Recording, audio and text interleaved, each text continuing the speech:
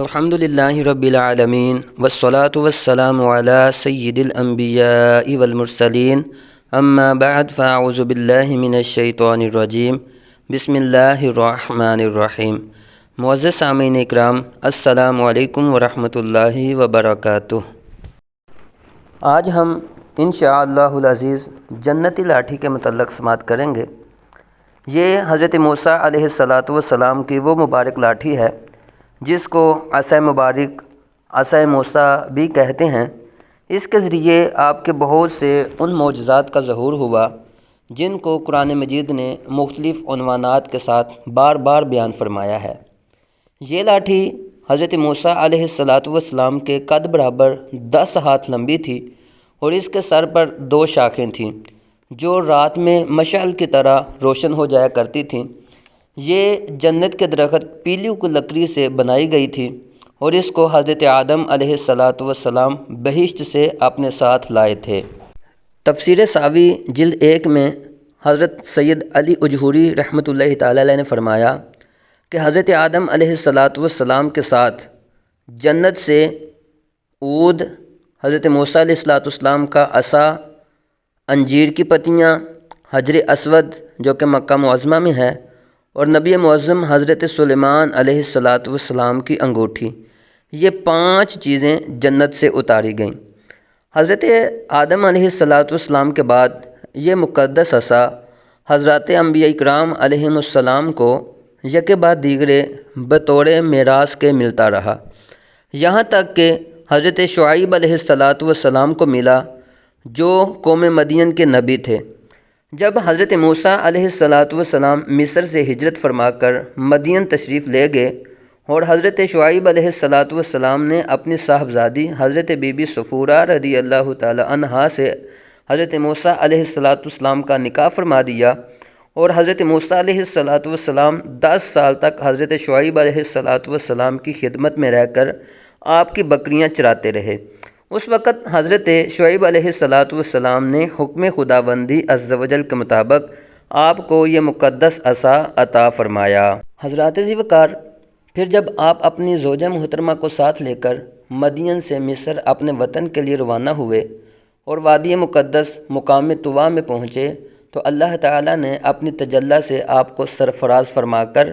منصب رسالت کے شرف سے سر بلند فرمایا۔ اس وقت اللہ عز و جل نے آپ سے جس طرح کلام فرمایا، قرآن مجید نے اس کو اس طرح بیان فرمایا۔ سورہ طٰہٰ کی آیت نمبر 17 اور 18 فرمایا، بسم اللہ الرحمن الرحیم، وما تلک بیمینک یا موسیٰ قال ہی عصای اتوکأ علیہا واہش بہا علی غنمی ولی فیہا مآرب اخری۔ فرمایا، اور یہ تیرے داہنے ہاتھ میں کیا ہے اے موسیٰ؟ عرض کی، یہ میرا عصا ہے، میں اس پر تکیہ لگاتا ہوں اور اس سے اپنی بکریوں پر پتے جھاڑتا ہوں، اور میرے اس میں اور کام ہیں، مآرب اخری،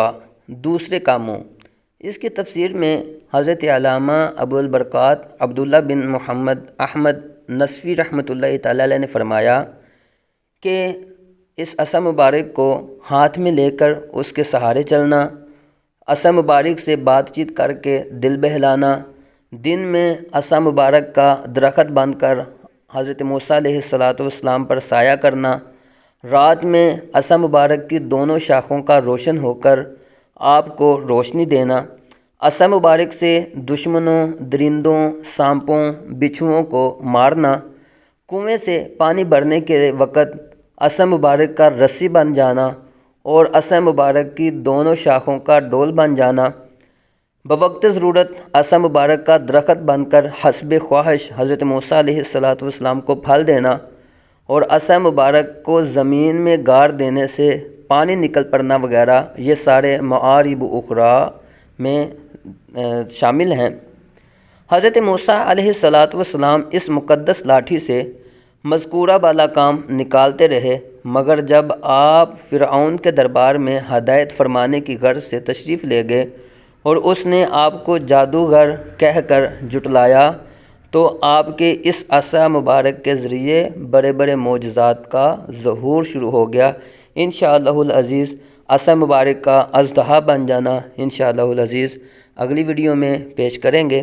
اللہ پاک ہم سب کو قرآن پاک کی تعلیمات کو سمجھنے کی، اس پر عمل کرنے کی توفیق عطا فرمائے، اور قرآن پاک کے اندر جو واقعات بیان کیے گئے ہمیں اس کو سمجھنے کی، اس پر غور و فکر کرنے کی توفیق عطا فرمائے۔ تمام انبیاء کرام اور بالخصوص نبی رحمت نور مجسم صلی اللہ علیہ وآلہ وسلم کی پکی سچی سچی محبت نصیب فرمائے، آمین بجاہ النبی الامین۔ ویڈیو اگر پسند آئی ہو تو لائک بھی کر دیں، شیئر بھی کر دیں، اگر چینل سبسکرائب نہیں کیا تو وہ چینل بھی سبسکرائب کر دیں، اور ایک پیارا سا کمنٹس بھی کر دیں۔ جزاکم اللہ خیرہ۔